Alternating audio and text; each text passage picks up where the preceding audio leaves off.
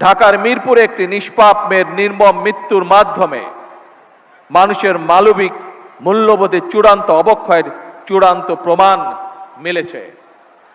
প্রিয় উপস্থিতিবৃন্দ, প্রিয় ভাই বোনেরা, এই বিষয়ে একটি কথা আজকের এই অনুষ্ঠানে আমি পরিষ্কারভাবে আপনাদের সামনে তুলে ধরতে চাই।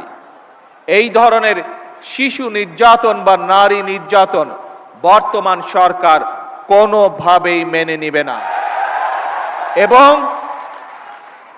বর্তমান সরকার রামিসার এই হত্যাকারীর সর্বোচ্চ শাস্তি ইনশাআল্লাহ আগামী 1 মাসের মধ্যে নিশ্চিত করবে এবং সেই সর্বোচ্চ শাস্তি হচ্ছে মৃত্যুদণ্ড, যাতে করে ভবিষ্যতে আর কোনো ব্যক্তি মানুষ এইভাবে শিশু বা নারী নির্যাতন করার সাহস না পায়।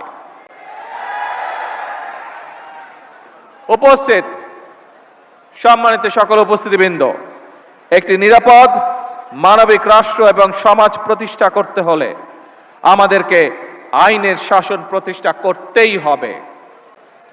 রাজনৈতিক সংস্কৃতির পরিবর্তন ঘটাতে হবে।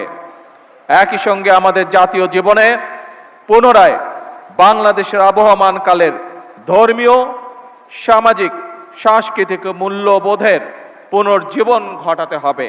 মিরপুরে একটি নিষ্পাপ মেয়ের নির্মম মৃত্যুর মাধ্যমে মানুষের মানবিক মূল্যবোধের চূড়ান্ত অবক্ষয়ের চূড়ান্ত প্রমাণ মিলেছে। শিশু নির্যাতন বা নারী নির্যাতন বর্তমান সরকার কোনোভাবেই মেনে নেবে না। সকল সম্মানিত উপস্থিতিবৃন্দ, দীর্ঘদিনের ফ্যাসিবাদী শাসন শুধুমাত্র দেশের মানুষের অধিকার আর দেশের অর্থ সম্পত্তি লুট করেনি, বিচার বিভাগ সহ দেশের সমস্ত প্রতিষ্ঠানগুলোকে ধ্বংস করে দিয়েছে।